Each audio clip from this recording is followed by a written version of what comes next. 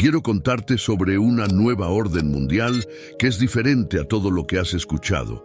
Y este nuevo sistema mundial está construido sobre las bases que permitirán que el anticristo tome el control del mundo. Este sistema está basado en el pecado, la inmoralidad sexual y la perversión.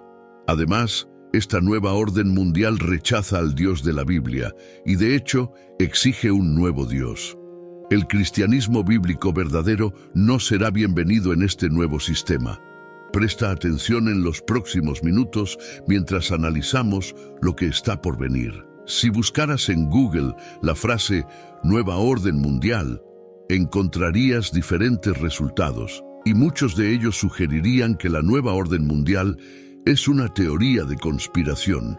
Si haces clic en la página de Wikipedia sobre este tema, verías que la primera línea dice que la Nueva Orden Mundial, NOM, es una teoría de conspiración que propone la idea de un gobierno totalitario mundial en secreto. El tema común en estas teorías de conspiración es que una élite poderosa con una agenda globalista conspira para gobernar el mundo a través de un gobierno autoritario único. Ahora, mi intención no es discutir si esto es o no una teoría de conspiración, sino hablar sobre lo que la Biblia dice acerca de hacia dónde se dirige el mundo. Lo que quiero compartir contigo no es ninguna teoría de conspiración, sino una profecía bíblica que debería servir tanto como advertencia como guía para todos nosotros mientras navegamos por nuestras vidas. Existe una corriente de pensamiento entre los estudiosos y académicos de la Biblia que cree que el mundo se dirige hacia un punto donde habrá un líder global que introducirá una moneda única, un sistema de salud y hasta un sistema militar unificado, todos los ingredientes que sugieren un gobierno mundial único. La Biblia no utiliza los términos moneda única o gobierno mundial único. Sin embargo, veamos lo que sí dice. Apocalipsis 13:15-18. Se le concedió poder a la segunda bestia para dar vida a la imagen de la primera bestia, para que la imagen pudiera hablar y hacer que todos los que no adoraran la imagen de la bestia fueran muertos. También obligó a todas las personas, grandes y pequeñas, ricas y pobres, libres y esclavas, a recibir una marca en la mano derecha o en la frente, para que nadie pudiera comprar o vender a menos que tuviera la marca, que es el nombre de la bestia o el número de su nombre. Esto requiere sabiduría, que la persona que tenga entendimiento calcule el número de la bestia, porque es el número de un hombre. Ese número es 666. El versículo 15 nos dice que todos los que se nieguen a adorar la imagen de la bestia serán ejecutados. Ahora, pensemos en algunos escenarios hipotéticos para responder la pregunta: ¿cómo se sabrá que alguien ha rechazado adorar la imagen de la bestia? Esto no está en la Biblia, pero imagino que el anticristo gobernará de esta manera. Creo que tendrá personas en comunidades, pueblos y ciudades que vigilarán y reportarán a cualquiera que se niegue a someterse a su liderazgo. La Biblia simplemente dice que la bestia hará que todos aquellos que se nieguen a adorar su imagen sean muertos. Es posible que se sepa que alguien ha rechazado adorar debido a que el anticristo exigirá algún tipo de demostración pública de lealtad hacia él. Negarse a hacerlo significará la pena de muerte. En este momento, el diablo creerá que ha tomado el centro del escenario. Querrá atención, alabanza y adoración, y cualquiera que se atreva a rechazarlo será castigado severamente. Para hacer cumplir algo como esto, probablemente existirá una ley, quizás una ley militar u otro tipo de autoridad que lo refuerce. Cualquiera que sea el caso, la Biblia nos dice que habrá un gran precio que pagar para aquellos que se nieguen a adorar a la bestia. Además, el anticristo obligará a todas las personas a recibir una marca en sus manos derechas o en sus frentes si desean comprar o vender. Piensa en lo que se nos está diciendo aquí. Cualquiera que sea la marca, ya sea un chip electrónico pequeño u otra cosa, habrá reemplazado al dinero físico. Esto nos llevará a un sistema monetario mundial único, una sociedad completamente sin dinero en efectivo. No debemos subestimar cuán grave será este régimen si alguien se queda atrás y decide aceptar la marca de la bestia. Al hacerlo, literalmente estará jurando lealtad al diablo. Muchas personas podrían pensar, me negaré a tomarla y me esconderé el resto de mis días, pero esto no será posible. No podrás pagar tus facturas, poner gasolina en tu coche o hacer cualquier cosa que requiera una transacción. Sin la marca de la bestia, no podrás hacer ninguna de estas cosas, y si decides rechazarla, tendrás que pagar con tu vida. ¿Qué deberíamos hacer con este conocimiento? La profecía bíblica está ahí para nuestro beneficio. Entonces, ¿cómo podemos prepararnos para el fin de los tiempos? Creo que debemos conocer dos cosas. La primera es que solo hay un Salvador, y su nombre es Jesucristo. Solo Él puede salvarnos de los tiempos difíciles que vendrán y del poder del enemigo. La segunda cosa que debemos saber es que, aunque el anticristo aún no ha sido revelado, el diablo ya está actuando, tratando de alejarnos de Dios. Si queremos vencer al diablo, tenemos que conocer la palabra de Dios. Debemos permanecer bajo la sombra del Todopoderoso. Para superarlo, debemos orar sin cesar. Si queremos tener éxito como creyentes, tenemos que resistir al diablo y sus tentaciones. El libro de Santiago lo explica de esta manera: resistid al diablo, y él huirá de vosotros. Si permanecemos bajo la protección de Dios, el diablo no tendrá lugar en nuestras vidas y será derrotado. El enemigo no tiene poder sobre nosotros, como hijos de Dios, lavados en la sangre de Cristo. En Cristo, estamos muertos a los deseos de la carne y somos vivificados en el Espíritu. Jesús nos dice que no tengamos miedo del mundo porque Él ya lo ha vencido. No tenemos nada que temer de ningún enemigo maligno mientras tengamos a Dios, su Espíritu y su palabra.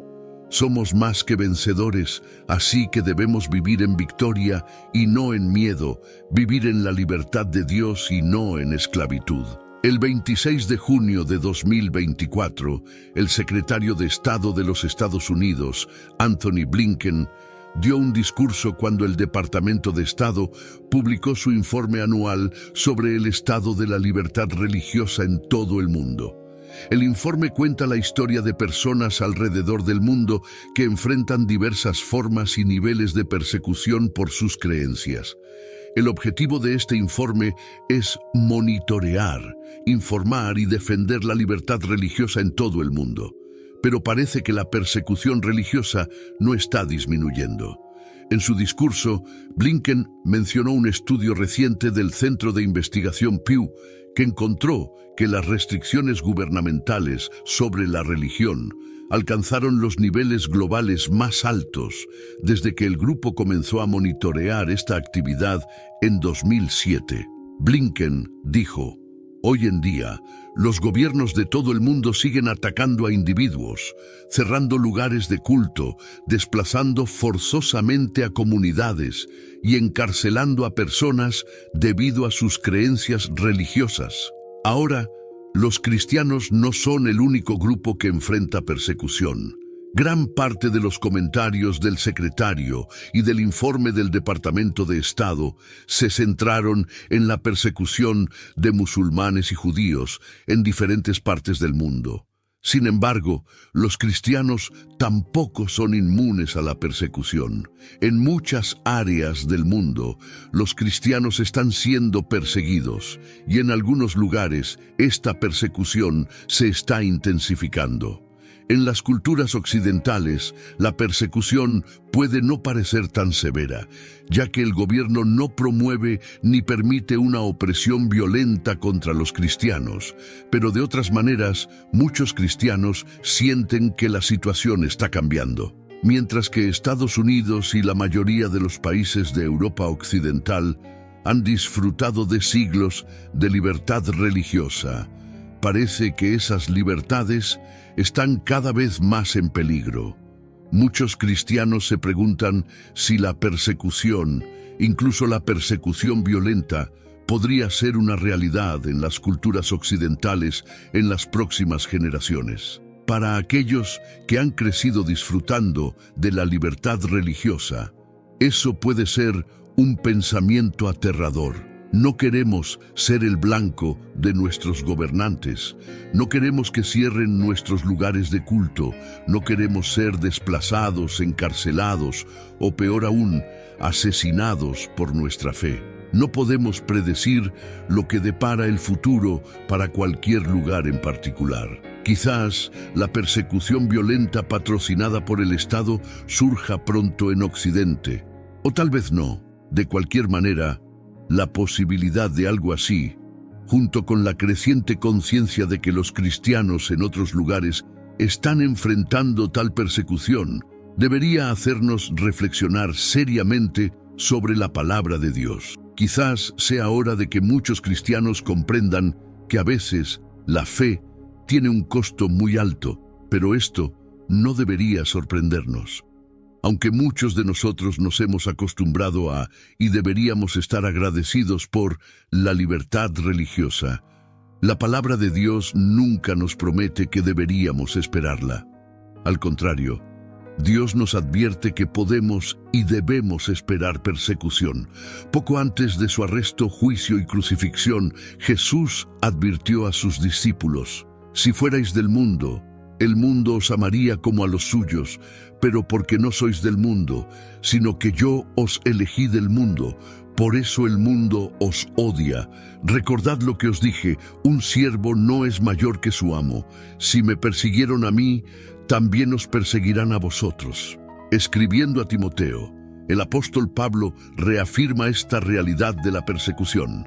En 2 Timoteo 3:12 escribió: «En verdad, todos los que quieran vivir piadosamente en Cristo Jesús serán perseguidos». La fidelidad al Señor siempre ha expuesto a los cristianos a la posibilidad de persecución, incluso en culturas donde el cristianismo está permitido y hasta promovido.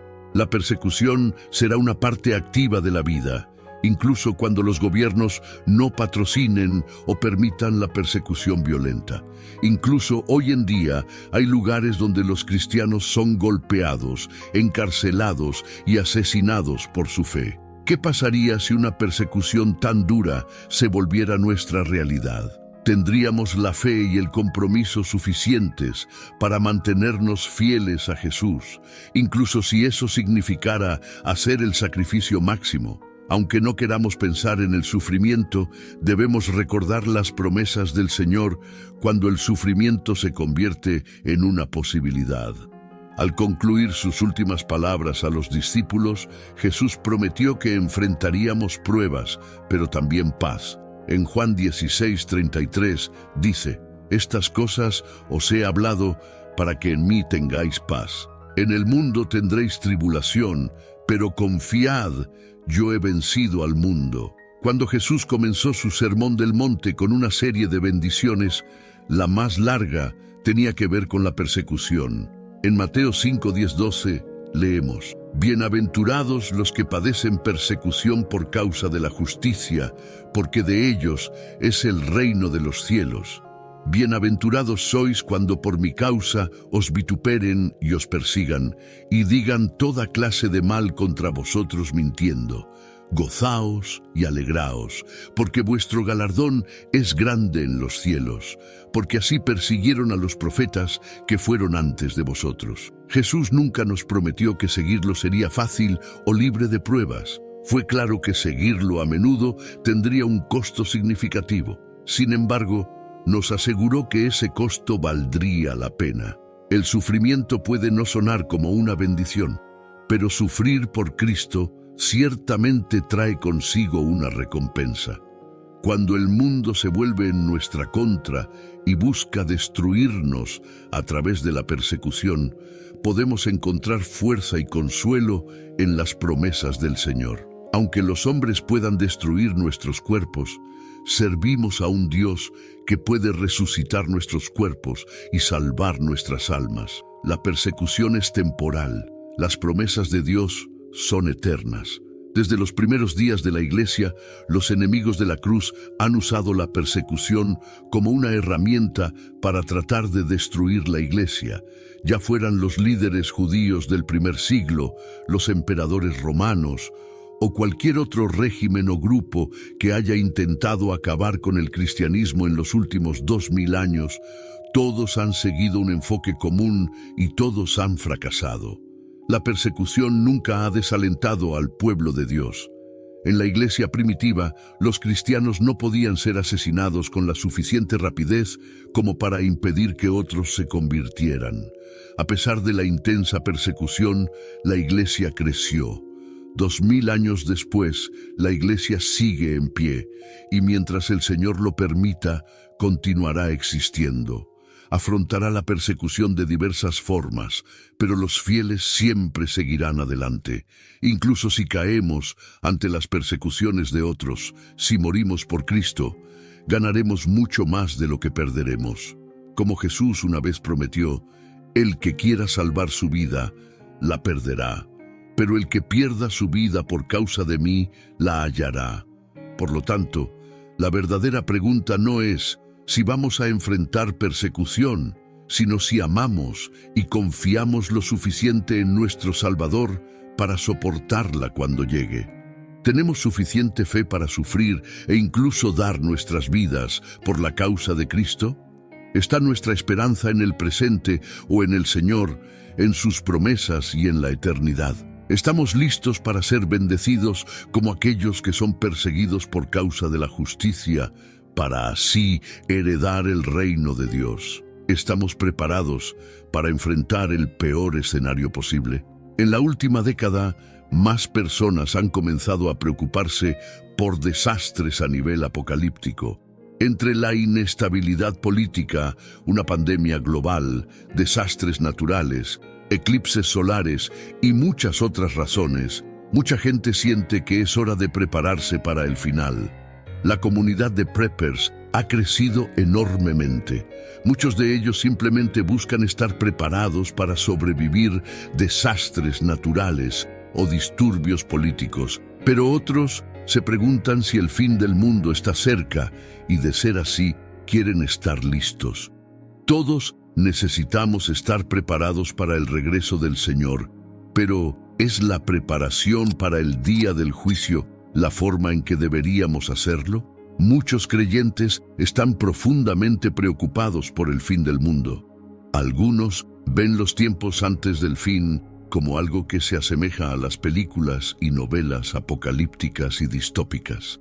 Tienen miedo de que la falta de comida, la violencia extrema y las condiciones ambientales hostiles hagan que la vida sea extremadamente difícil, por lo que están tratando de prepararse. Algunas personas piensan que construir búnkeres, almacenar comida y municiones, e incluso acumular Biblias y otros materiales religiosos es la forma más sabia de prepararse. En estos tiempos catastróficos, muchas personas, ya sean parte de la comunidad de preppers, aquellos que se preparan para el fin del mundo o no, están llenas de preocupación o pensamientos sobre el fin del mundo.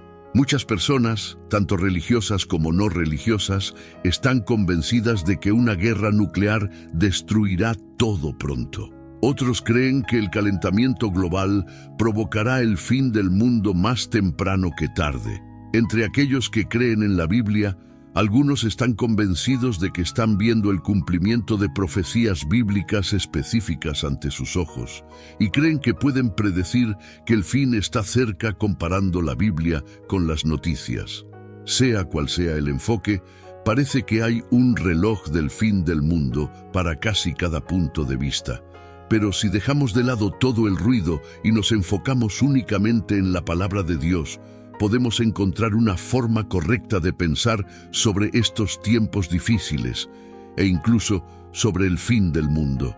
Al hacer esto, descubrimos que el mundo efectivamente terminará porque Dios lo ha prometido.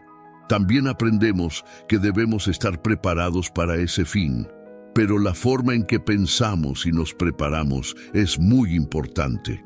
Primero, Es útil considerar lo que Jesús dijo sobre el momento del fin. Muchas personas se preocupan por cuándo llegará el final o intentan adivinar cuándo regresará Jesús. Pero debemos prestar atención a lo que Jesús dice en Mateo 24, 36 a 39. Pero en cuanto a ese día y hora, nadie sabe, ni siquiera los ángeles de los cielos, ni el Hijo, sino solo el Padre. Como en los días de Noé, así será la venida del Hijo del Hombre. Porque en los días antes del diluvio comían y bebían, se casaban y daban en casamiento hasta el día en que Noé entró en el arca, y no entendieron hasta que el diluvio vino y los llevó a todos. Así será la venida del Hijo del Hombre. Jesús nos deja claro que nadie sabe cuándo será ese día. ¿De qué día está hablando Jesús? En el capítulo anterior, los discípulos le habían preguntado sobre la destrucción del templo que él había predicho, y también sobre los signos de su venida y el fin de los tiempos. Gran parte de Mateo 24 está dedicada a responder la primera pregunta, pero para la segunda, Jesús dice que nadie sabe el día ni la hora. Jesús no nos ha dado un mensaje secreto o en clave para que podamos descubrir cuándo regresará. No quiere que pasemos todo nuestro tiempo y energía tratando de identificar señales de su retorno. Sin embargo, eso no significa que Él no quiera que estemos preparados. Todo lo contrario, el hecho de que no sabemos cuándo regresará significa que siempre debemos estar listos. En Mateo 24:42, Jesús dice: «Por tanto, estad alerta, porque no sabéis en qué día vendrá vuestro Señor. Aunque no sabemos cuándo regresará el Señor, ni cuándo terminará el mundo, eso no significa que no podamos estar preparados. Sin embargo, el hecho de que no podemos saber el momento exacto ni la manera en que ocurrirá, cambia nuestra forma de prepararnos. El Señor no nos llama a prepararnos para sobrevivir a condiciones catastróficas. Jesús no nos exhorta a acumular provisiones o construir búnkeres para sobrevivir en un escenario apocalíptico. La preparación que Jesús nos pide es ser fieles. Ya sea que el fin del mundo esté a milenios o a días de distancia, no debería importar para el cristiano. De cualquier manera, deberíamos estar viviendo fielmente para el Rey Jesús. Deberíamos estar alejando el pecado de nuestras vidas, creciendo en nuestra fe, adorando al Señor y compartiendo la luz de su Evangelio con el mundo que nos rodea. En este sentido, podemos adoptar la actitud que una vez escribió Pablo. Cuando Pablo escribió a los filipenses, estaba encarcelado y no sabía si sería liberado o ejecutado. Ambas posibilidades eran reales. En lugar de preocuparse por lo que sucedería, decidió honrar a Cristo de cualquier manera. Dijo: «Mi ardiente deseo y esperanza es que no seré avergonzado en nada, sino que, con toda valentía, Cristo será engrandecido en mi cuerpo, sea por vida o por muerte. Porque para mí, el vivir es Cristo y el morir es ganancia». Si Pablo iba a morir por su fe, seguiría siendo fiel y honrando al Señor. Si era perdonado y vivía más tiempo, seguiría siendo fiel y continuaría trabajando para el Señor. ¡Qué gran forma de ver la vida! Si solo nos quedan unos días hasta que el Señor regrese, usemos esos días para servirle y hablarle a otros de Él. Y si su regreso está a años, décadas o más en el futuro, debemos seguir haciendo lo mismo, vivir fielmente para Él. Si esta noche te fueras a casa, te durmieras y en medio de la noche te despertaras con el sonido de una trompeta, un sonido como nunca habías escuchado antes, y en un abrir y cerrar de ojos ocurriera el rapto, ¿te levantarías con miedo y confusión o te despertarías con alegría y expectativa sabiendo que estabas bien con Dios y que todas tus cuentas con Él estaban saldadas? Muchos estarán ocupados en su vida diaria. Algunos regresando a casa en el metro después del trabajo, adolescentes en el cine esperando ver la última película de Marvel, médicos y enfermeras cambiando turnos, y de repente, en un instante, los que aún vivan y permanezcan en la tierra serán arrebatados para encontrarse con el Señor en las nubes. Imagina dos personas trabajando en sus campos, arando, sembrando o cosechando bajo el sol ardiente. De pronto, sin ninguna advertencia, una de ellas desaparece y la otra queda sola, horrorizada, al ver cómo las herramientas caen al suelo sin que nadie las sostenga. El agricultor que queda se da cuenta finalmente de que todas esas historias que había oído eran verdad. Ahora está solo, enfrentando los eventos aterradores del período de la tribulación. Tal vez imagines dos mujeres preparando suministros para hacer su pan semanal.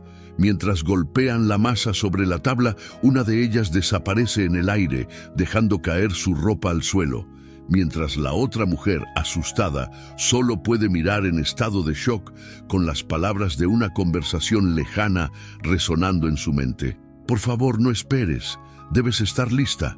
No podrás prepararte porque el rapto sucederá en un abrir y cerrar de ojos. Ahora, imagina el caos en la tierra cuando esto suceda. Imagina los noticieros informando que millones de personas han desaparecido, aparentemente desvaneciéndose en el aire. Piensa en el horror de un hombre o una mujer cristiana que sabe exactamente lo que acaba de ocurrir, dándose cuenta de que han sido dejados atrás. Sí, habían escuchado de Jesús y podían recitar la palabra de Dios, pero no estaban bien con Él. Vivieron una vida dividida, con un pie en el mundo y el otro en la iglesia. Un pastor dijo que después del rapto, las iglesias estarán llenas de personas desconsoladas, llorando, porque saben que han sido dejadas atrás y saben lo que viene a continuación. Tal vez te estés preguntando, ¿qué pasa después del rapto? La Biblia nos advierte de un tiempo en el que el anticristo tomará el poder y engañará a las masas. Las personas serán obligadas a recibir una marca en su mano o frente para poder comprar o vender cualquier cosa. Esta marca será un símbolo de lealtad al anticristo, y aquellos que se nieguen a tomarla no podrán participar en la sociedad. Imagina un mundo donde no puedas ni siquiera comprar una barra de pan o un litro de leche sin la marca de la bestia. Imagina estar completamente aislado de la sociedad y tener que vivir de lo que la tierra te proporcione para sobrevivir. Además, el cristianismo será prohibido y los creyentes enfrentarán persecución e incluso la muerte por su fe. La presión para someterse al anticristo será inmensa. Las familias se romperán cuando algunos decidan tomar la marca y alejarse de Dios. Solo escucha cómo describe la Biblia los eventos que sucederán en ese tiempo. En Apocalipsis 13, 14 a 17, dice: «Y engañó a los habitantes de la tierra con las señales que se le permitió hacer en presencia de la bestia, mandando a los habitantes de la tierra que hicieran una imagen en honor de la bestia, que había sido herida de muerte con la espada y revivió. Se le permitió infundir aliento a la imagen de la bestia, para que hablara e hiciera matar a todo el que no adorara la imagen de la bestia. Además, obligó a todos, pequeños y grandes, ricos y pobres, libres y esclavos, a recibir una marca en la mano derecha o en la frente, de modo que nadie pudiera comprar ni vender a menos que llevara la marca, que es el nombre de la bestia o el número de su nombre». Imagina un mundo donde no puedes orar abiertamente ni adorar a Dios sin temor a ser atrapado y castigado. Tendrás que esconder tu fe sin saber en quién puedes confiar. Todos, ricos y pobres, libres y esclavos, necesitarán esa marca para comprar y vender, lo que significa que habrá algún tipo de moneda mundial controlada por el anticristo. Todas las transacciones financieras serán monitoreadas y controladas, y aquellos que se nieguen a conformarse no podrán participar en la sociedad. Este será un mundo de oscuridad, miedo y desesperación. Si puedes escuchar mi voz hoy, te animo a que pongas a Jesús en primer lugar en tu vida. Debemos ser diligentes en estudiar la palabra de Dios para que podamos reconocer los signos de los tiempos y estar preparados para lo que está por venir. Debemos permanecer vigilantes y atentos, probando todo de acuerdo con la verdad de la palabra de Dios. Este es el mundo que la Biblia describe para después del rapto. Después del rapto, aquellos que hayan sido dejados atrás enfrentarán un mundo irreconocible, lleno de caos, miedo y desesperación. Las familias se romperán y las naciones, enfrentando la repentina desaparición de millones de personas, se verán sumidas en el pánico. Los gobiernos, en su intento por restaurar el orden, buscarán nuevas formas de control, y es en este escenario de confusión que el anticristo comenzará a ganar poder e influencia. Aprovechándose del caos global, él ofrecerá soluciones aparentemente perfectas, unificando a las naciones bajo un solo sistema político, económico y religioso.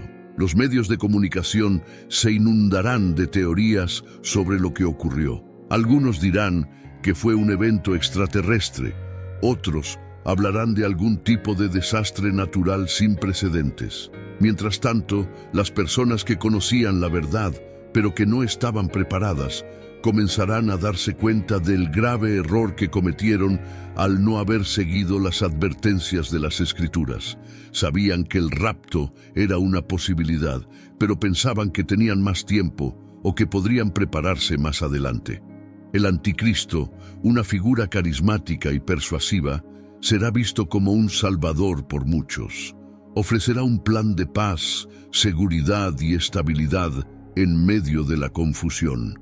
Pero esta paz será superficial, ya que, tras ganarse la confianza de las masas, comenzará a establecer su control total. Será entonces cuando introduzca la marca de la bestia, un símbolo obligatorio de lealtad para poder participar en la sociedad.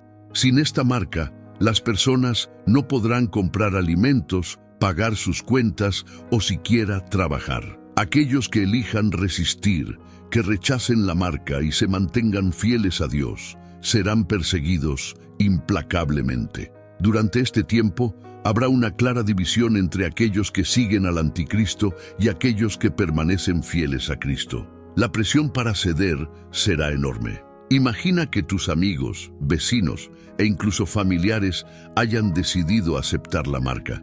Verás cómo algunos se justifican, diciendo que necesitan alimentar a sus hijos o pagar sus deudas. Las familias se dividirán. Algunos optarán por seguir el sistema del anticristo, mientras que otros, conscientes del precio eterno que esto conlleva, se esconderán y vivirán al margen de la sociedad. Los creyentes que se nieguen a tomar la marca serán obligados a buscar refugio en lugares remotos, en cuevas o bosques, intentando sobrevivir con los recursos que puedan encontrar. Muchos dependerán únicamente de su fe y de la providencia divina para mantenerse con vida, sabiendo que al final de esta gran tribulación, Cristo regresará para establecer su reino eterno. Las iglesias, que antes eran lugares de paz y comunión, ahora estarán bajo vigilancia constante. Los que adoren en secreto tendrán que hacerlo con mucho cuidado, sabiendo que cualquier traición podría significar la muerte. La Biblia y los textos sagrados serán prohibidos, y los creyentes se verán obligados a memorizar las Escrituras y a compartirlas en la clandestinidad, como en los primeros días del cristianismo. Sin embargo, no todo será desesperanza para aquellos que se mantengan firmes en su fe. La Biblia nos dice que, en medio de la oscuridad, habrá un avivamiento. Personas que antes eran incrédulas comenzarán a buscar a Dios, dándose cuenta de que todo lo que había sido profetizado se está cumpliendo ante sus ojos. Muchos, al ver la resistencia y la fe de los creyentes, se convertirán, aunque esto signifique enfrentar la persecución y, en muchos casos, el martirio. A medida que avanza el tiempo de tribulación, los desastres naturales también aumentarán en intensidad. Terremotos, plagas y hambrunas se convertirán en una realidad diaria. La naturaleza misma parecerá rebelarse contra la humanidad, y aquellos que sigan al anticristo buscarán explicaciones científicas o sobrenaturales para lo que está sucediendo. Pero los creyentes sabrán que todo esto ya había sido predicho en las Escrituras como señales del inminente regreso de Cristo. La tecnología que antes facilitaba la vida se convertirá en un medio de control.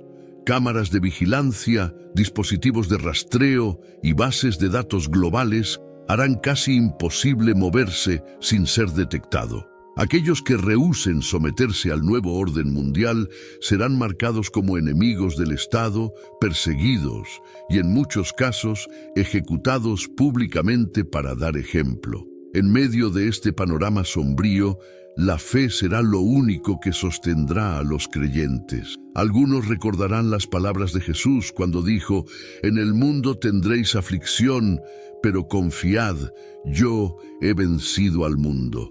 Juan 16:33. Estas palabras serán un consuelo constante, una promesa de que, aunque el sufrimiento sea grande, la victoria final ya está asegurada. Los líderes religiosos que antes dudaban o que se habían alineado con el sistema del anticristo comenzarán a caer en desgracia, ya que sus palabras vacías no podrán ofrecer consuelo en tiempos tan oscuros. Pero los verdaderos seguidores de Cristo, aunque sean pocos, se mantendrán fieles, sabiendo que la redención está cerca. Con el paso del tiempo, los eventos predichos en el Apocalipsis se sucederán con más rapidez.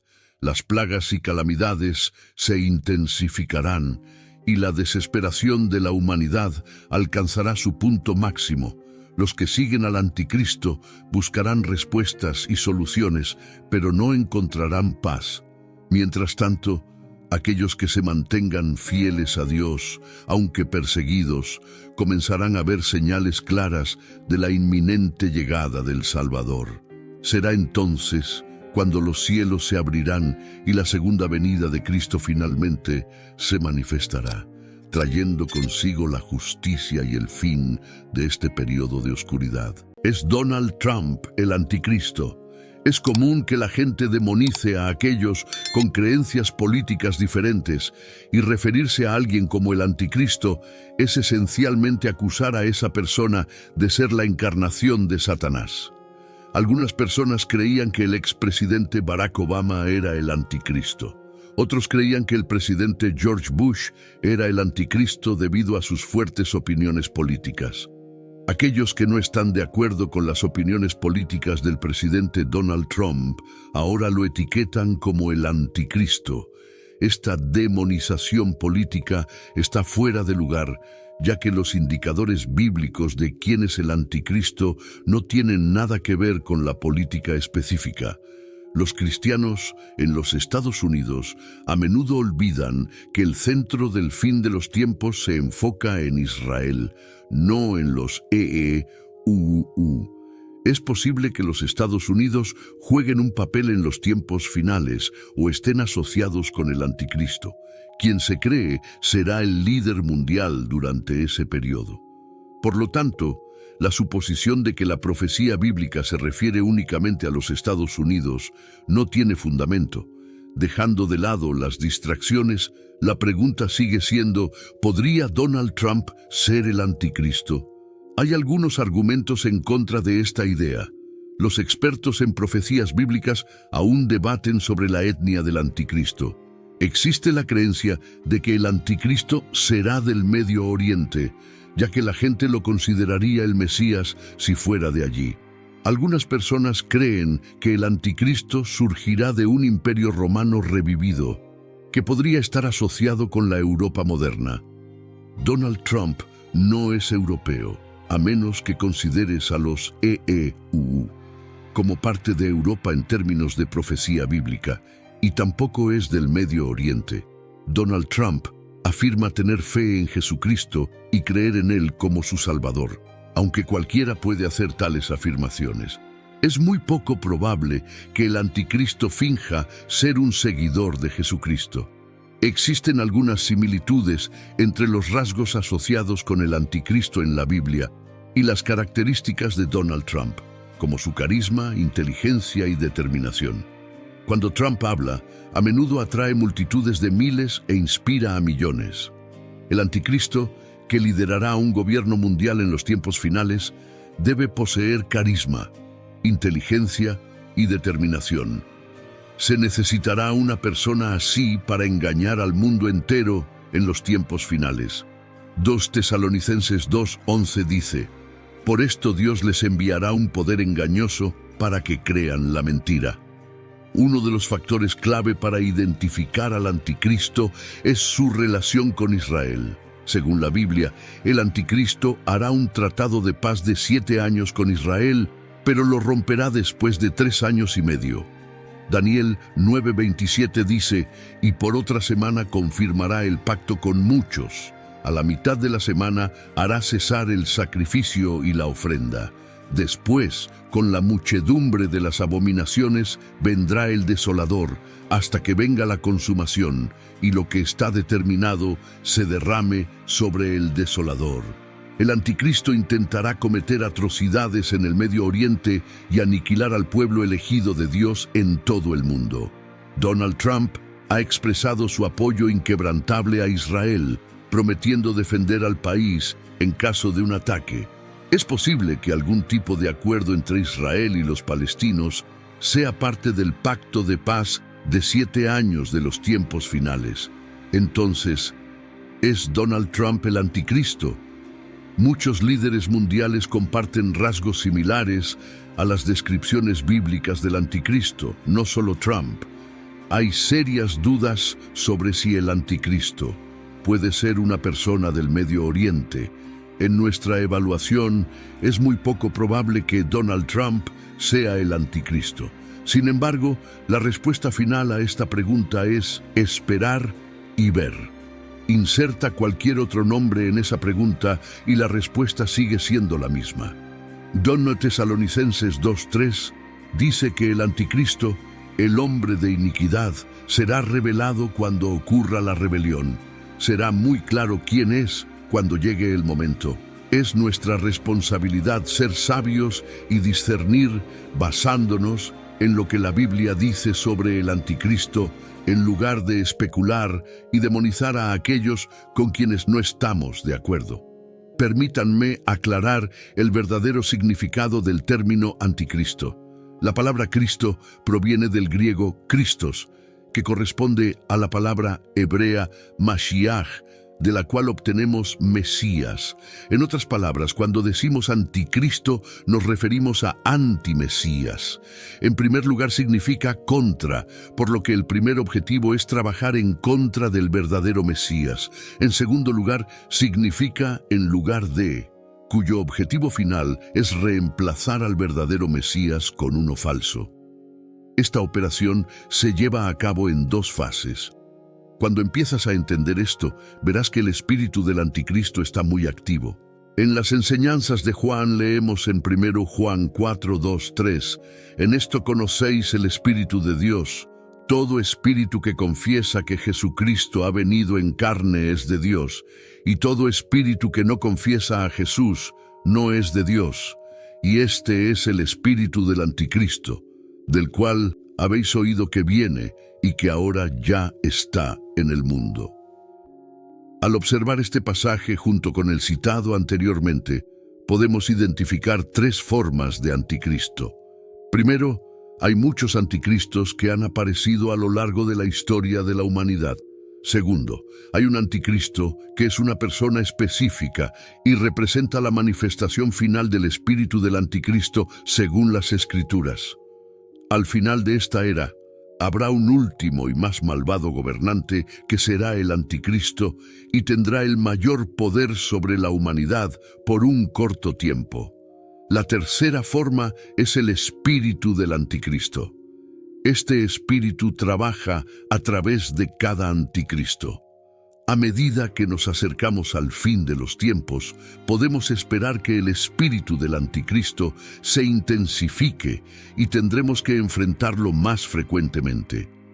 ¿Cómo unirá el anticristo a las naciones? El profeta Daniel lo describe de la siguiente manera. Después de esto miraba yo en las visiones de la noche, y he aquí la cuarta bestia, espantosa y terrible. Y tenía ojos como de hombre y una boca que hablaba grandes cosas.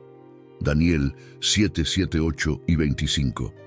Según Daniel, el líder mundial será conocido por su elocuencia, la cual capturará la atención y admiración de todo el mundo. Daniel describe al anticristo como un orador carismático que hablará con arrogancia contra Dios.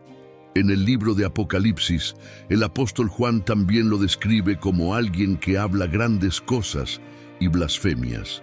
Daniel además retrata al anticristo como un hombre de apariencia impresionante que será irresistible para las masas debido a su habilidad para hablar y su extrema buena apariencia. El apóstol Juan agrega que el anticristo requerirá que todos lo adoren y tendrá el poder de causar la muerte a aquellos que se nieguen a hacerlo. Además, en Apocalipsis 13:1-8, el anticristo es descrito como una bestia. Señales identificadoras de este espíritu. Juan ha enumerado 4 signos claros del espíritu del anticristo que emerge entre el pueblo de Dios. 1 Juan 2:19 dice: salieron de nosotros, pero no eran de nosotros, porque si hubiesen sido de nosotros, habrían permanecido con nosotros, pero salieron para que se manifestase que no todos son de nosotros. El espíritu del anticristo siempre emerge de alguna manera en conexión con el pueblo de Dios, pero no pertenece realmente allí, y este hecho se revelará a su debido tiempo. La segunda característica de este espíritu es que niega que Jesús es el Mesías. Esto es evidente en 1 Juan 2:22, que dice: ¿quién es el mentiroso sino el que niega que Jesús es el Cristo? Juan menciona la tercera marca. Él es el anticristo, el que niega al Padre y al Hijo. Es importante entender que el espíritu del anticristo no niega la existencia de Dios. En cambio, el anticristo afirmará ser el representante de Dios. Lo que el espíritu niega es la relación entre el Padre y el Hijo, entre el Padre y el Hijo dentro de la Trinidad. Según 1 Juan 4, la cuarta marca del espíritu del anticristo es negar que el Mesías ha venido. 1 Juan 4:2-3, Nueva Versión Internacional, dice: en esto pueden discernir quién tiene el Espíritu de Dios. Todo espíritu que reconoce que Jesucristo ha venido en cuerpo humano es de Dios. Todo espíritu que no reconoce a Jesús no es de Dios, sino del anticristo. Ustedes han oído que éste viene y de hecho ya está en el mundo. Es probable que el grupo crea en un futuro Mesías, pero no acepte que el Mesías ya ha llegado. El anticristo será la encarnación final del espíritu del anticristo. Exploremos algunos pasajes de las Escrituras para entender los planes de Satanás. En Tesalonicenses, Pablo discute la aparición, revelación y manifestación del anticristo, así como los preparativos necesarios para el regreso del Señor. Estos dos temas están estrechamente conectados porque el acto satánico final, antes del regreso del Señor, será la revelación del anticristo. Pablo incluso dice que el Señor destruirá al anticristo con el brillo de su venida. La palabra griega usada para la segunda venida de Jesús es parusía. Pablo escribió una carta aconsejando a los cristianos que no se dejen perturbar por predicciones sobre el momento del regreso de Jesús. Algunas personas estaban difundiendo información falsa, y Pablo quería advertir a otros que no la creyeran. Pablo continuó diciendo que nadie los engañe en ninguna manera, porque no vendrá sin que antes venga la apostasía y se manifieste el hombre de pecado, el hijo de perdición. 2 Tesalonicenses 2:3. El término apostasía proviene de la palabra griega apostasia, que significa un rechazo deliberado de la verdad revelada o una apostasía. Este versículo se refiere al anticristo con dos títulos. Primero es llamado el hombre de pecado o el hombre de iniquidad, ya que representa la máxima encarnación de la rebelión del hombre contra Dios y su rechazo de las leyes de Dios. También es llamado el hijo de perdición, aquel que está destinado a una eternidad perdida. Judas Iscariote es la única otra persona en el Nuevo Testamento que es referida como el hijo de perdición. era un falso apóstol. Así que vemos tres nombres diferentes para el mismo ser: el anticristo, el hombre de iniquidad y el hijo de perdición. En Apocalipsis 13 se nos da otro nombre importante: la bestia. Este es parte de la visión que tuvo Juan, donde la bestia se refiere a una persona que surgirá y recibirá poder de Satanás, el dragón. Satanás da su poder a esta persona con el objetivo de dominar a toda la raza humana y convencer a la humanidad para que lo adore. Este ha sido el objetivo de Satanás durante siglos y ahora está muy cerca de lograrlo. En la visión de Juan, vio un rollo en la mano de Dios, pero nadie fue hallado digno de abrirlo, lo cual hizo llorar a Juan. Juan buscaba un león, pero el león es un cordero, lo cual es una contradicción deliberada. El gobernante elegido por Dios no posee la naturaleza de una bestia, sino que encarna las cualidades de un cordero y es exaltado por encima de todos porque sacrificó su vida. Eligió la humildad y la mansedumbre y no resistió a sus perseguidores. En estos tiempos presentes, creo que la Iglesia también debería demostrar la misma naturaleza.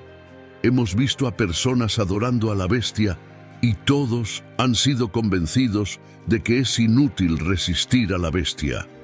No estoy seguro de qué circunstancias convencerían a todo el mundo de que es inútil luchar. Pero con el nivel de tecnología y armamento, es posible que la situación descrita en esta visión pronto se convierta en una realidad. En Apocalipsis 13:7 vemos al anticristo actuar. También se le permitió hacer guerra contra los santos y vencerlos. Se le dio autoridad sobre toda tribu, pueblo, lengua y nación. Es importante recordar que hay aquellos que desafían abiertamente a Dios y no son enemigos secretos. Sacuden sus puños ante el Todopoderoso y tienen permiso para hacer guerra y vencer a los santos. Esto es un pensamiento sobrio y un recordatorio de que el cristianismo no se trata solo de victorias fáciles. Necesitamos probar estos espíritus para saber si son del anticristo. ¿Cómo podemos distinguir entre las enseñanzas verdaderas y falsas y reconocer el espíritu del anticristo? Según Juan, un profeta o maestro, es el vehículo a través del cual habla un espíritu. Aquellos que enseñan la verdad están llenos del Espíritu de Dios y representan la voz de Dios, mientras que aquellos que difunden falsedades están promoviendo las doctrinas de demonios. Primera Juan 4:2 dice: todo espíritu que reconoce que Jesucristo ha venido en carne es de Dios. Podemos preguntar si las enseñanzas de una persona reconocen que Jesucristo, que es completamente Dios y completamente humano, ha venido en la carne. Si la respuesta es sí, entonces podemos estar seguros de que el Espíritu de Dios inspira a esa persona. Por otro lado, si la respuesta es no, entonces debemos rechazar todas las enseñanzas de esa persona. El término anticristo significa contra Cristo. Aquellos que niegan que Jesús es de Dios están bajo la influencia del espíritu del anticristo. Satanás, el adversario de Cristo, busca engañar a la gente para que tenga una visión falsa de Jesús. El espíritu del anticristo se opone a Cristo y enseña falsedades sobre él para distorsionar la verdad sobre Jesucristo. Corromper el evangelio es difundir mentiras sobre Cristo y mantener a la gente en la oscuridad. Segunda Juan 1:7 dice: muchos engañadores han salido por el mundo que no reconocen que Jesucristo ha venido en carne. Cualquiera que sea así es el engañador y el anticristo. El espíritu del anticristo es como los pájaros que comen las semillas a lo largo del camino en la parábola de Jesús. Los incrédulos son cegados por el Dios de esta era, impidiéndoles ver la luz del evangelio que revela la gloria de Cristo. Es el padre de las mentiras. Según la Biblia, habrá un futuro gobernante del mundo conocido como la bestia en el libro de Apocalipsis. Este individuo tendrá un poder inmenso y requerirá que otros lo adoren. Se caracterizará por su arrogancia y blasfemia y estará bajo la influencia de Satanás. Apocalipsis 13:5 dice: «Y se le dio boca que hablaba grandes cosas y blasfemias, y se le dio autoridad para actuar durante 42 meses». Es llamado el hombre de iniquidad, el hombre destinado a la destrucción. Se cree que el anticristo final será la manifestación última de las maldades de Satanás a lo largo de la historia. En los últimos tiempos, este anticristo encarnará toda la mentira y la perversión de la verdad que siempre ha promovido el espíritu del anticristo. Actualmente, el poder secreto del espíritu que encarnará al anticristo está operando en el mundo para traer confusión y engaño sobre la persona y la obra de Jesucristo. No hay necesidad de temer a pesar de la influencia generalizada del espíritu del anticristo. Juan nos recuerda que el espíritu de verdad reside en todos los creyentes y los protege del espíritu del anticristo. Tenemos maneras prácticas de distinguir el falso espíritu del anticristo del verdadero espíritu de Dios. Aquellos que están bajo la influencia del espíritu del anticristo son del mundo, comparten los mismos valores que el mundo y por eso el mundo los escucha. Por otro lado, aquellos que reconocen a Cristo tienen su espíritu de verdad y aceptan de todo corazón el mensaje de los apóstoles. El evangelio que los apóstoles predicaron no es ampliamente aceptado en el mundo, pero es precisamente este evangelio el que tiene el poder de salvar a través del espíritu de verdad de Dios. El trabajo del creyente es probar los espíritus cuidadosamente. Debemos ser sabios como serpientes e inocentes como palomas. Debemos ser cautelosos al aceptar el mensaje de cualquier predicador o maestro, basándonos en su reputación o credenciales y en su lugar. Escuchar atentamente lo que dicen sobre Jesús. El término anticristo es usado por el apóstol Juan 5 veces en las Escrituras, 2 veces en 1 Juan 2:18 y una vez en 1 Juan 2:22, 4:3 y 12 Juan 1:7. ¿Qué es exactamente el anticristo al que se refiere? Ha habido muchos anticristos, como dice 1 Juan 2:18, pero también viene el anticristo. Se revelará en su tiempo señalado, pues el misterio de la iniquidad, rebelión contra la autoridad divina y el próximo reinado de la iniquidad ya están en marcha, pero está restringido hasta que aquel que lo retiene sea apartado. Entonces se revelará el impío, el anticristo, y el Señor Jesús lo matará con el aliento de su boca y lo destruirá con la manifestación de su venida. La venida del anticristo, el impío, será por la actividad de Satanás, acompañado de gran poder, todo tipo de milagros falsos, señales engañosas y maravillas falsas, todas mentiras y seducción ilimitada al mal con todo el engaño de la maldad para aquellos que están pereciendo porque no recibieron el amor de la verdad del Evangelio para ser salvos. Estaban espiritualmente ciegos y rechazaron la verdad que los habría salvado. Por esto, Dios les enviará una influencia engañosa, una actividad de error y engaño para que crean en la mentira, para que todos sean juzgados y condenados quienes no creyeron en la verdad sobre su pecado y la necesidad de salvación a través de Cristo, sino que se deleitaron en la injusticia. Calvino creía que Pablo, sin embargo, no estaba hablando de un individuo, sino de un reino que sería tomado por Satanás para establecer un asiento de abominación en medio del templo de Dios. Está claro que el individuo referido como el hombre de pecado en este pasaje es alguien que ganará un poder significativo durante los últimos tiempos. Esta interpretación fue ampliamente aceptada por los primeros cristianos que creían que la figura se refería al anticristo, aunque no tenían una comprensión clara de la identidad específica de esta persona. Daniel describe 3 individuos: el príncipe que ha de venir, Daniel 9:26, el rey de rostro feroz, Daniel 8:23, y el rey voluntarioso. Jesús se refirió a un individuo como el que viene en su propio nombre, Juan 5:43. Pablo describe al hombre de pecado como un individuo, no un sistema o una oficina. Leemos que se sienta como Dios en el templo. El término templo en griego antiguo se refiere específicamente al área más sagrada, no a todo el complejo del templo. Cuando un individuo entra en esta área, está esencialmente reclamando ser una deidad, lo cual es considerado un acto grave de blasfemia.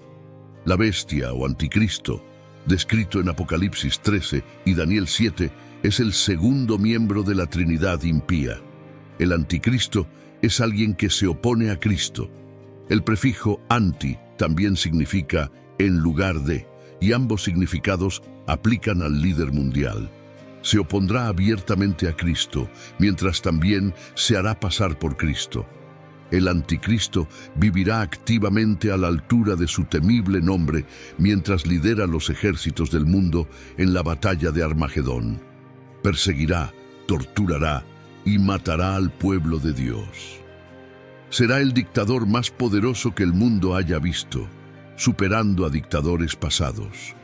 Aunque el anticristo solo es mencionado 4 veces en la Biblia por ese nombre, aparece muchas más veces bajo varios alias. También es llamado el que trae destrucción, 2 Tesalonicenses 2:3, nueva traducción viviente.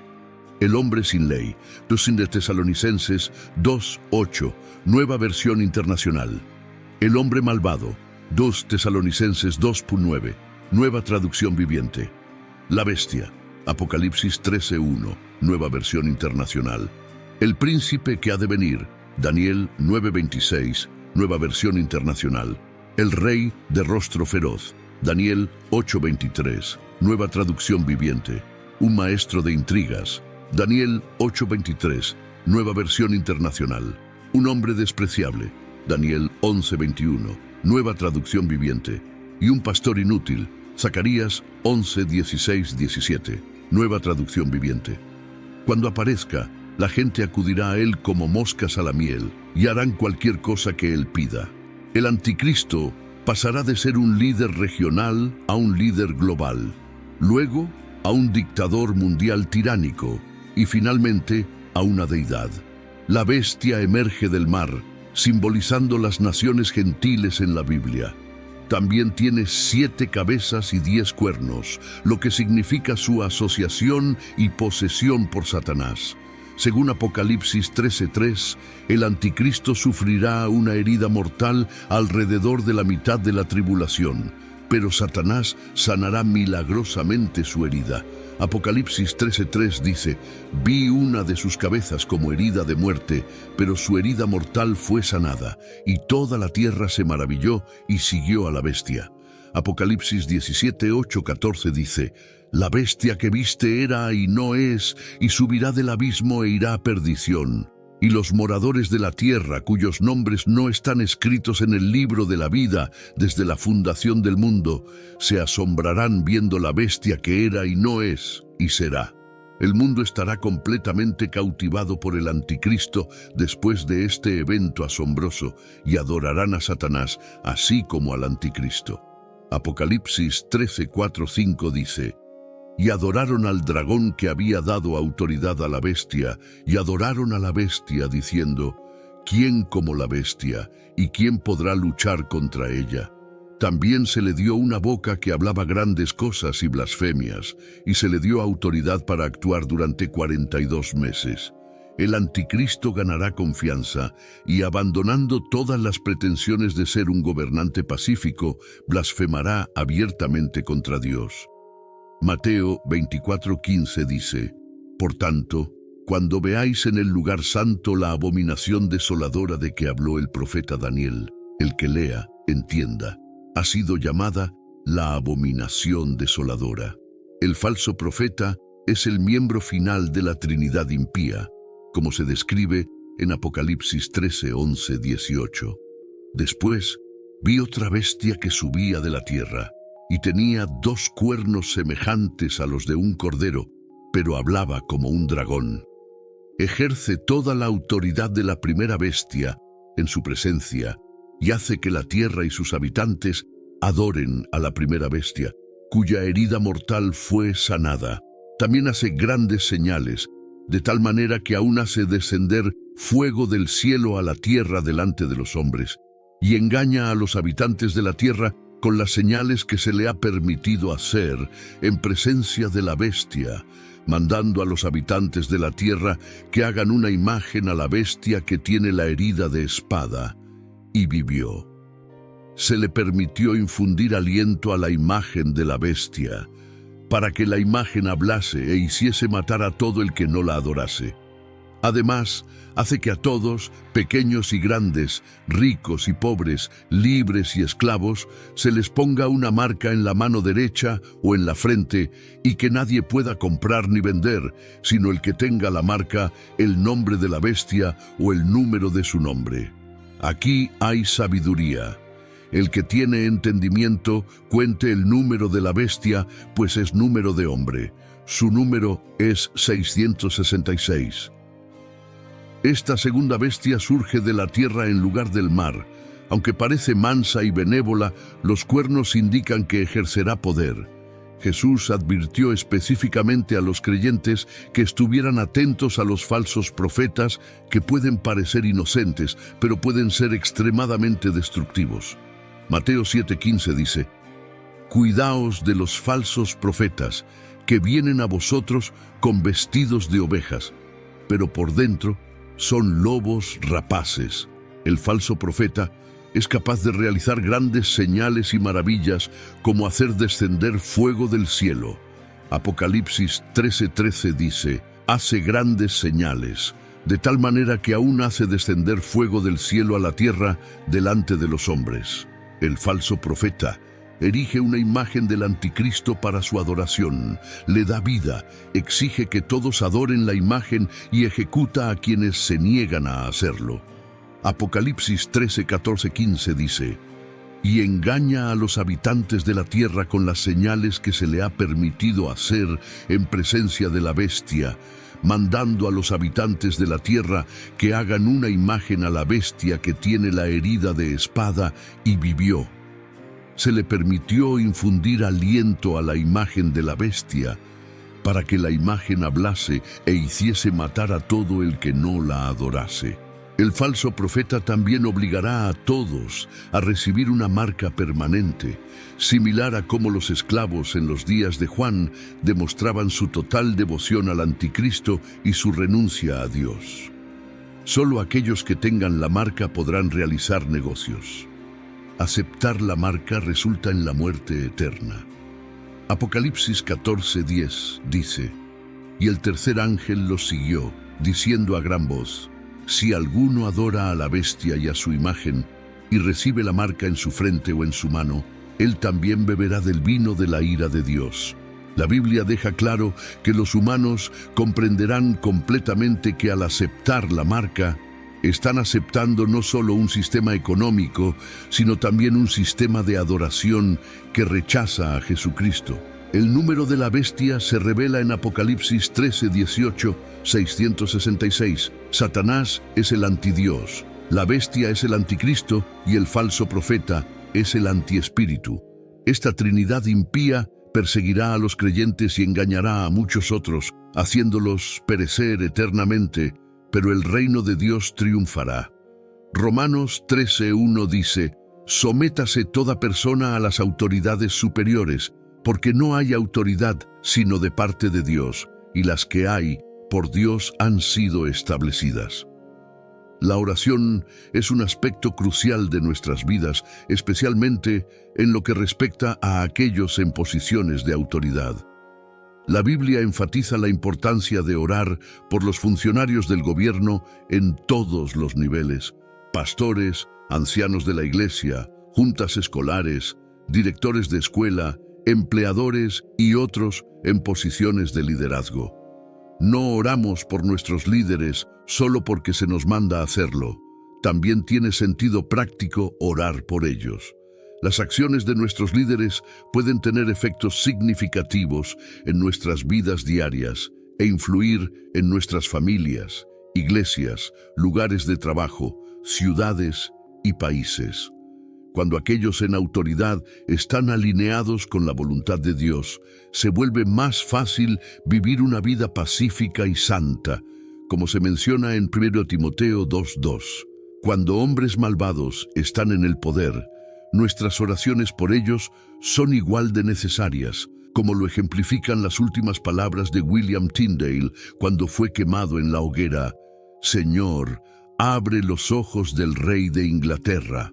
No oramos por nuestros líderes solo para nuestro propio beneficio. El liderazgo puede ser una tarea agotadora. Santiago 3:1 dice: Hermanos míos, no os hagáis maestros muchos de vosotros, sabiendo que recibiremos mayor condenación. Los líderes tienen una gran responsabilidad hacia sus seguidores. A menudo son blanco de críticas y las personas a las que se acude en una crisis. Si están liderando bien, están viviendo sus vidas en servicio. Oramos por ellos porque reconocemos la grandeza de su tarea y porque estamos agradecidos por su disposición a liderar. ¿Cómo debemos orar por nuestros líderes? Si no estamos seguros de si nuestros líderes conocen a Jesús, nuestra primera oración debe ser por su salvación.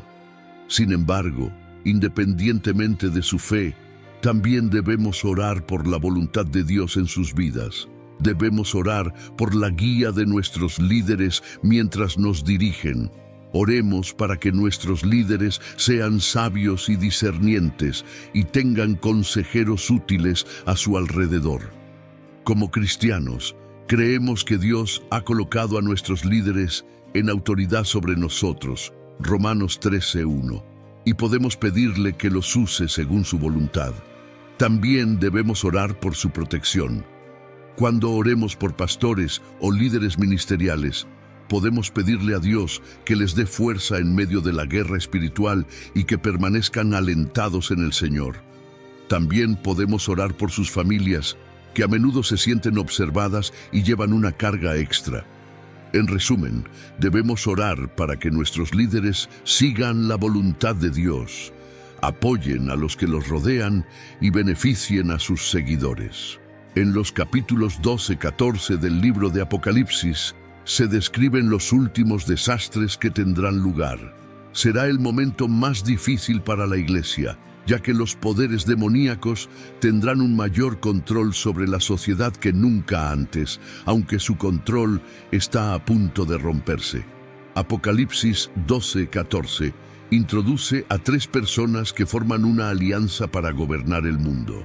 Una de ellas es de origen angelical, un gran dragón y serpiente antigua, también conocido como Satanás o el Diablo.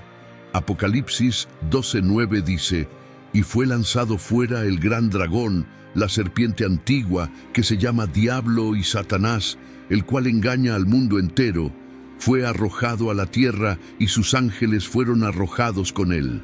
Las otras 2 son de origen humano, conocidas como las bestias o el anticristo. 1 Juan 2:18 dice: Hijitos, ya es el último tiempo, y según vosotros oísteis que el anticristo viene, así ahora han surgido muchos anticristos. Por esto conocemos que es el último tiempo. También se le llama el hombre de iniquidad en 2 Tesalonicenses 2:3. Nadie os engañe en ninguna manera, porque no vendrá sin que antes venga la apostasía, y se manifieste el hombre de pecado, el hijo de perdición. También se le llama el falso profeta en Apocalipsis 16:13. Y vi salir de la boca del dragón y de la boca de la bestia y de la boca del falso profeta 3 espíritus inmundos a manera de ranas. Apocalipsis 19:20 dice: Y la bestia fue apresada, y con ella el falso profeta que había hecho delante de ella las señales con las cuales había engañado a los que recibieron la marca de la bestia y a los que adoraron su imagen. Estos 2 fueron lanzados vivos dentro de un lago de fuego que arde con azufre. Apocalipsis 20:10 dice: Y el diablo que los engañaba fue lanzado en el lago de fuego y azufre, donde estaban la bestia y el falso profeta, y serán atormentados día y noche por los siglos de los siglos. Juntos forman una especie de trinidad impía, una horrible imitación de Dios, Cristo y el Espíritu Santo. Satanás es introducido en los problemas por primera vez desde las cartas a las 7 iglesias. Apocalipsis 2:9 dice: «Yo conozco tus obras, tu tribulación y tu pobreza, pero tú eres rico, y la blasfemia de los que se dicen ser judíos y no lo son, sino sinagoga de Satanás». Apocalipsis 3:9 dice: «He aquí, yo haré que vengan y adoren delante de tus pies, y reconozcan que yo te he amado». Los sellos y las trompetas han descargado sus cargas en la tierra mientras Satanás ha estado en el cielo como un ángel con acceso a los reinos celestiales. Efesios 6:12 dice: «Porque no tenemos lucha contra sangre y carne, sino contra principados, contra potestades, contra los gobernadores de las tinieblas de este siglo, contra huestes espirituales de maldad en las regiones celestes». Compáralo con Job 1:6-7. Un día vinieron a presentarse delante de Jehová los hijos de Dios, y entre ellos vino también Satanás. Y dijo Jehová a Satanás: «¿De dónde vienes?». Respondió Satanás a Jehová, y dijo: «De rodear la tierra y de andar por ella. La verdadera batalla entre el bien y el mal se libra en estos reinos celestiales, como cualquiera que entre en estos reinos a través de la oración descubrirá. Esta batalla entre ángeles buenos y malos en el cielo no durará para siempre, ya que las fuerzas son desiguales. El lado del diablo comprende 1/3 de la hueste celestial». Apocalipsis 12:4 dice: «Y su cola arrastraba la 1/3 parte de las estrellas del cielo y las arrojó sobre la tierra. Y el dragón se paró frente a la mujer que estaba para dar a luz, a fin de devorar a su hijo tan pronto como naciese». 2/3 están dirigidos por el arcángel Miguel, quien liderará a sus fuerzas hacia la victoria. El diablo será arrojado a la tierra y más tarde será derrotado nuevamente y arrojado al abismo. Apocalipsis 20:3 dice: «Y lo arrojó al abismo, y lo encerró, y puso su sello sobre él, para que no engañase más a las naciones, hasta que fuesen cumplidos 1000 años. Y después de esto, debe ser desatado por un poco de tiempo. Mientras tanto, en los pocos años que le quedan, su ira y resentimiento se enfocan en nuestro planeta, sin poder desafiar a Dios. Directamente en el cielo, Él declara la guerra contra el pueblo de Dios en la tierra. Es una acción de retaguardia llevada a cabo con la esperanza de preservar su reino en la tierra a través de gobernantes títeres, uno político y el otro religioso. Hasta ahora, el mensaje de Apocalipsis 12 es bastante claro, aunque requiere imaginación. Los 2 bestias llegan en Apocalipsis capítulo 13. La primera y más importante es una figura política, un dictador mundial que ejerce un régimen totalitario sobre todos los grupos étnicos conocidos. 1 Juan 2:18 dice: «Hijitos, ya es el último tiempo, y según vosotros oísteis que el anticristo viene, así ahora han surgido muchos anticristos. Por esto conocemos que es el último tiempo». Nótese que anti en griego significa en lugar de, en vez de contra, lo que implica un falso en lugar de un competidor. El hombre de iniquidad, 2 Tesalonicenses 2:3-4, dice: «Nadie os engañe en ninguna manera, porque no vendrá sin que antes venga la apostasía y se manifieste el hombre de pecado, el hijo de perdición, el cual se opone y se levanta contra todo lo que se llama Dios o es objeto de culto, tanto que se sienta en el templo de Dios como Dios, haciéndose pasar por Dios. Este hombre no reconoce ninguna ley superior a su propia voluntad, reclamando así divinidad y demandando adoración. La bestia es un ser humano que acepta la oferta satánica que Jesús rechazó. Mateo 4:8-9 dice: «Otra vez le llevó el diablo a un monte muy alto, y le mostró todos los reinos del mundo y la gloria de ellos, y le dijo: todo esto te daré si postrado me adorares. Si Jesús hubiera aceptado, habría sido el anticristo. Él también es anticristiano en el otro sentido del prefijo. Tiene el poder de hacer guerra contra los santos y vencerlos. Apocalipsis 13:7 dice: y se le permitió hacer guerra contra los santos y vencerlos. También se le dio autoridad sobre toda tribu, lengua y nación. Él los vence temporalmente, pero ellos lo conquistan eternamente. Apocalipsis 12:11 dice: y ellos le han vencido por medio de la sangre del Cordero y de la palabra del testimonio de ellos, y menospreciaron sus vidas hasta la muerte. Sus características son las de otras bestias feroces, leopardos, osos y leones. Parece venir de una federación de gobernantes políticos que ha ganado la atención del mundo a través de una recuperación asombrosa de una herida mortal, probablemente en un intento de asesinato. Su egoísmo blasfemo ha sido transmitido durante 42 meses. La segunda bestia refuerza su posición. Un colega religioso con poder sobrenatural que enfoca la adoración del mundo en su superior. Sus milagros engañarán a las naciones mientras ordena que caiga fuego del cielo y las imágenes del dictador hablen. Su apariencia será como la de un cordero, una oveja pequeña con solo 2 cuernos, lo que indicaría mansedumbre en lugar de parecerse a Cristo, ya que se contrasta con su habla de dragón.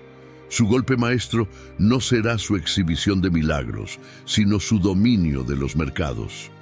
Solo aquellos que lleven un número especial en una parte visible de su cuerpo, mano o frente, podrán comerciar, y el número solo será marcado en aquellos que se involucren en la idolatría imperial.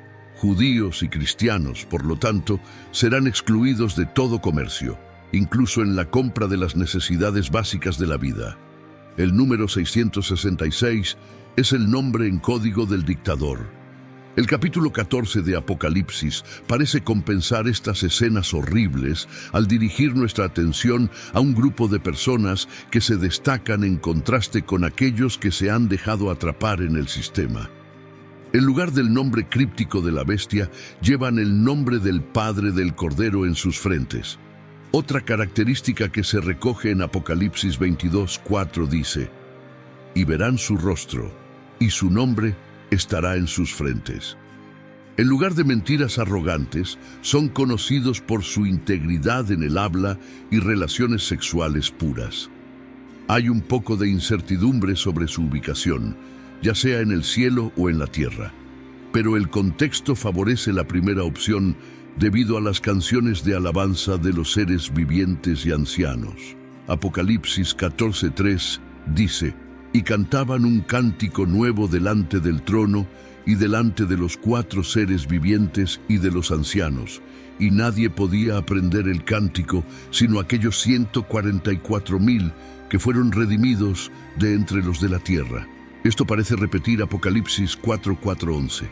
Y alrededor del trono había 24 tronos, y vi sentados en los tronos a 24 ancianos, vestidos de ropas blancas, con coronas de oro en sus cabezas. Del trono salían relámpagos, truenos y voces. Delante del trono ardían 7 lámparas de fuego, que son los 7 espíritus de Dios. Delante del trono había como un mar de vidrio, semejante al cristal, y junto al trono y alrededor del trono, 4 seres vivientes llenos de ojos delante y detrás. El primer ser viviente era semejante a un león, el segundo semejante a un becerro, el tercero tenía rostro como de hombre, y el cuarto semejante a un águila volando. Los 4 seres vivientes tenían cada uno 6 alas, y alrededor y por dentro estaban llenos de ojos, y no cesaban día y noche de decir: Santo, Santo, Santo es el Señor Dios Todopoderoso, el que era, el que es y el que ha de venir. Cuando estos seres vivientes dan gloria, honor y gracias al que está sentado en el trono, que vive por los siglos de los siglos, Los 24 ancianos se postran delante de él, lo adoran y arrojan sus coronas delante del trono, diciendo: Digno eres, Señor, de recibir gloria, honor y poder, porque tú creaste todas las cosas, y por tu voluntad existen y fueron creadas. Ellos son solo un pequeño anticipo de una gran cosecha. Entonces, el punto puede ser que el número total de judíos preservados en la tierra es solo un número parcial de cristianos alabando en el cielo. Pero, ¿qué nos sucederá a nosotros? Queridos hijos, esta es la última hora, y como habéis oído que el anticristo viene, incluso ahora han surgido muchos anticristos. 1 Juan 2:18. El falso profeta viene, pero incluso ahora han venido muchos falsos profetas. Mateo 24:11 dice: y muchos falsos profetas se levantarán y engañarán a muchos. Hechos 13:6 dice: habiendo atravesado toda la isla hasta Pafos, hallaron a cierto mago, falso profeta, judío, llamado Bar Jesús. Apocalipsis 2:20 dice: pero tengo unas pocas cosas contra ti, que toleras a esa mujer Jezabel, que se dice profetiza, que enseña y seduzca a mis siervos a fornicar y a comer cosas sacrificadas a los ídolos. En otras palabras, lo que un día será experimentado por toda la iglesia a escala universal, Mateo 24:9 dice: entonces os entregarán a tribulación, y os matarán, y seréis odiados de todas las naciones por causa de mi nombre. Odiados por todas las naciones ya está ocurriendo en entornos locales y regionales. Cualquier cristiano puede pasar por muchas tribulaciones antes de que todos pasen por la gran tribulación. Debemos estar preparados para los tipos de problemas que alcanzarán su punto máximo entonces, pero que pueden llegar ahora. El motivo principal para prepararnos para ser fieles bajo presión es poder enfrentarlo sin vergüenza. Oremos. Padre Celestial, gracias por darme una nueva mañana para levantarme y buscar tu rostro. Señor, eres maravilloso y me encanta pasar tiempo contigo. Eres la razón por la cual mi vida es tan buena como es. Me doy cuenta de que hay muchas formas en las que puedo ir con las decisiones que tomo, pero quiero seguir tu camino para mi vida. Busco tu rostro y deseo tu voluntad para mi vida. Por favor, ayúdame a reconocer tu guía y liderazgo, incluso en los detalles más pequeños. Te pido sabiduría hoy para saber cómo responder en cada situación que encuentre. Gracias por tu protección mientras avanzo en el día. Quiero ser una bendición para los demás. En el nombre de Jesús, amén. En conclusión, nuestra pregunta del día: ¿qué canciones de adoración mueven tu corazón más cerca de Jesús? Continuando con nuestra reflexión, es importante recordar que la adoración es una parte vital de nuestra relación con Dios. Las canciones de adoración no solo nos acercan más a Él, sino que también nos fortalecen espiritualmente, nos consuelan en tiempos difíciles y nos llenan de gozo y esperanza. Cantar alabanzas a Dios nos ayuda a enfocar nuestra mente y corazón en su grandeza y amor infinito. La Biblia nos instruye a adorar a Dios en espíritu y en verdad. Juan 4:24. Esto significa que nuestra adoración debe ser genuina y sincera, no solo una rutina o una actuación. Cuando cantamos con todo nuestro corazón, estamos ofreciendo a Dios un sacrificio de alabanza que es agradable a Él. Algunas canciones de adoración que tocan profundamente el corazón de muchas personas incluyen Alabaré, eres todopoderoso, cuán grande es Él, y aquí estoy. Estas canciones tienen letras que exaltan la grandeza de Dios, su poder, su amor y su fidelidad. A través de ellas podemos expresar nuestra gratitud y nuestra dependencia de Él. Además de cantar, también podemos adorar a Dios a través de nuestras acciones diarias. Vivir una vida que refleja los valores del reino de Dios es una forma poderosa de adoración. La forma en que tratamos a los demás, Nuestra integridad en el trabajo, nuestra generosidad y nuestra disposición a ayudar a los necesitados son todas formas de alabar a Dios con nuestra vida. En Romanos 12:1 se nos anima a presentar nuestros cuerpos como un sacrificio vivo, santo y agradable a Dios. Esta es nuestra verdadera y adecuada adoración.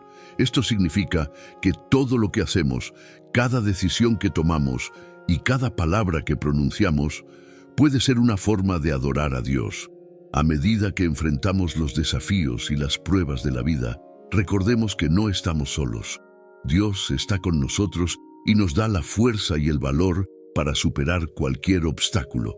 Al mantenernos enfocados en Él y en su palabra, podemos encontrar paz y esperanza, incluso en los tiempos más oscuros.